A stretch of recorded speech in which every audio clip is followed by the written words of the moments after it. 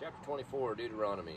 Suppose a man marries a woman, but she does not please him. Having discovered something wrong with her, he writes a document of divorce, hands it to her, and sends her away from his house. When she leaves his house, she is free to marry another man.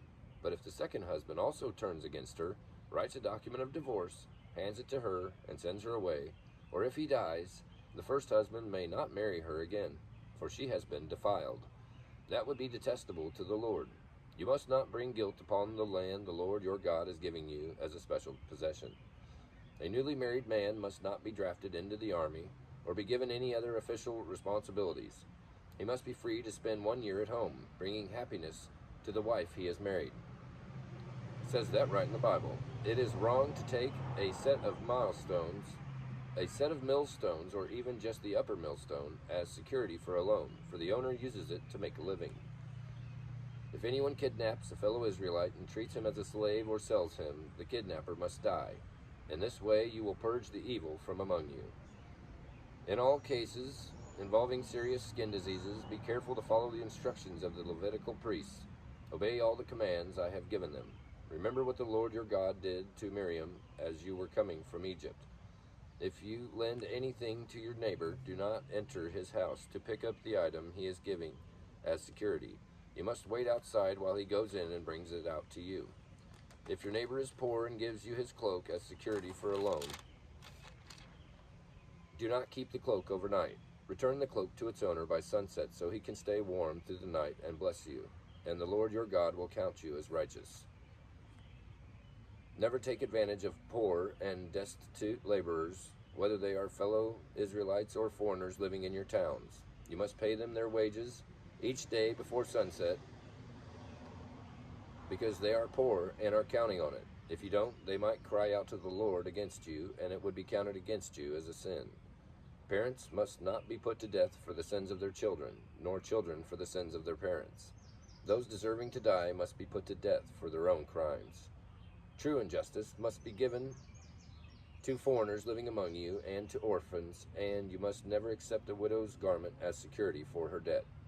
Always remember that you were slaves in Egypt, and that the Lord your God redeemed you from your slavery. That is why I have given you this command.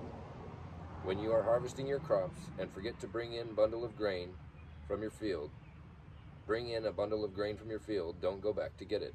Leave it for the foreigners, orphans, and widows. Then the Lord your God will bless you in all you do. When you beat the olives from your olive trees, don't go over and the boughs twice. Leave the remaining olives for the foreigners, orphans, and widows. When you gather the grapes in your vineyard, don't glean the vines after they are picked. Leave the remaining grapes for the foreigners, orphans, and widows. Remember that you were slaves in the land of Egypt. That is why I am giving you this command. And that's chapter 24 in Deuteronomy. And the study for that is care for the poor, in reference to verses. Let me see if there was another one. It's just the one. In reference to verses 14 through 22, we can pray, Father, open my eyes to those in need and help me to give freely. You have given freely to me. We can observe Moses sought to motivate the Israelites to care for the poor, whether laborers, foreigners, orphans, or widows. The Israelites were never to take advantage of laborers by withholding payment. Rather, they were to pay for their laborers' wages each day. During harvest, the Israelites were to leave grain, olives, and grapes for the vulnerable among them, remembering that they had redeemed from such a status in Egypt. They had been redeemed. We can interpret that God calls his people to care for the poor and destitute among them. Just as Israel was to be motivated to show compassion by remembering that God had delivered them from slavery in Egypt, so also our hearts will remain soft toward the poor by reflecting on God's grace toward us. Everyone is made in the image of God, and the way we treat those who are poor reflects our attitude towards the Lord. We can apply this and embrace a life of grace.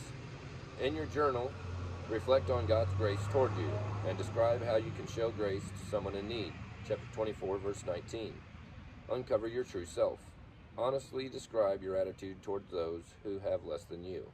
Ask the Lord to give you a compassionate heart that is willing to care for them. Chapter 24, verse 21. As you seek to care for those in need, list other courage steps you are willing to take. And that is our study for chapter 24 in Deuteronomy.